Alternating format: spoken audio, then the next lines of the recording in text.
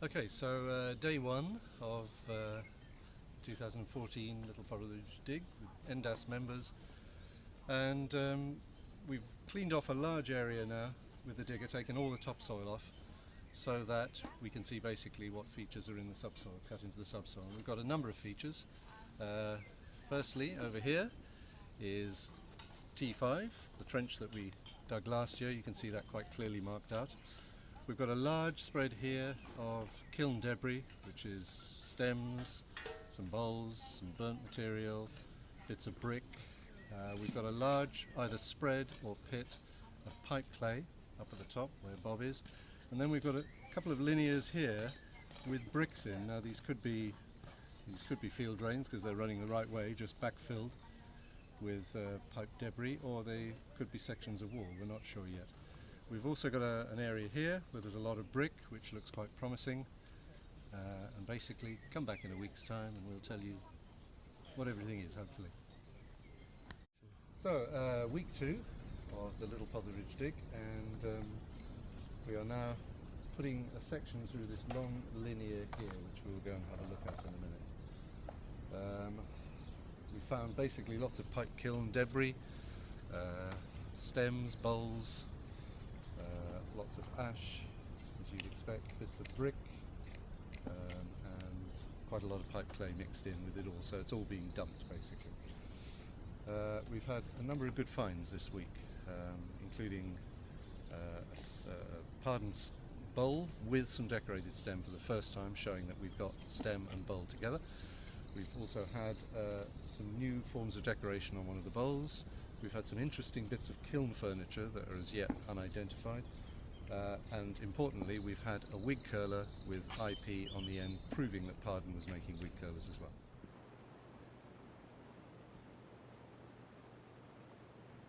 So here we've got the spread of pipe clay, which we were hoping was a pit, but in fact it's just a spread. You can see here, put a section through, it's sitting on the natural layer, so it's only about that thick. Okay, how this relates to this we're not quite sure. It appears to be just coming up to the edge of it, and we think this is the beginning really here of one long linear feature. In other words, a long ditch going down here that has been cut specifically to dump the pipe clay waste in, the pipe kiln waste in.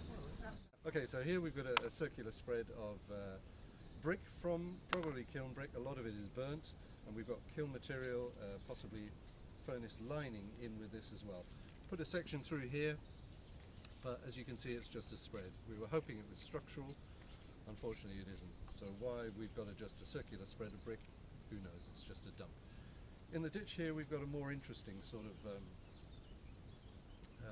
configuration going on. We've got the sort of grey spread here, but over the top of it we had redeposited natural subsoil, very compact, so it had been walked on. And we've also got almost what looked like a wall here, but it clearly isn't, because it's got pipe clay mixed in with it. It's got bits of stem, brick, and what have you. Now, whether it's the side of the dumping and it just happens to have a lot of clay in and it's compacted, or whether it was actually deliberately compacted, so for instance they were barrowing something down here and just tipping in, we will find out when we take these various layers out. Okay, so here we've got a section through this ditch, this linear, and you can see very, very compact fill of stem, bowl, brick, furnace lining, possibly bits of sheet that we used inside the kiln, but very, very solid. It's just one clear deposit of pipe kiln debris in there, and the same in this one here.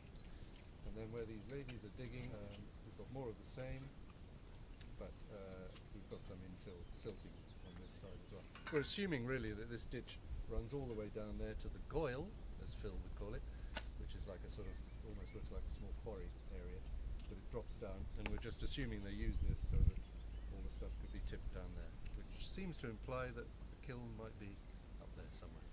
Okay, so these are some of the finds we've found. Now, these are all important because they're coming from the ditch, so they're one solid context. We know it's all pipe waste from the kiln, Pardon's kiln.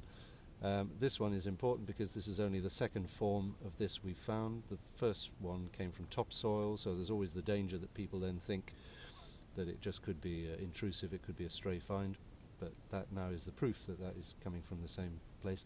This one is important because we've got the Pardon roundel on the side of the bowl, and for the first time we've got decoration associated with it.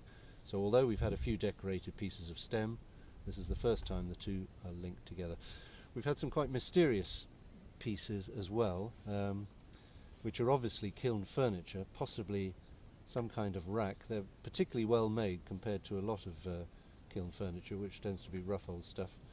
But it's very difficult to find out, to sort of work out how these actually fit together, because this one is curved, this one has a flat bottom edge there with a corner, so more research needs to be done on those, but we're assuming it's something like a rack that goes inside the kiln to rest the pipes on.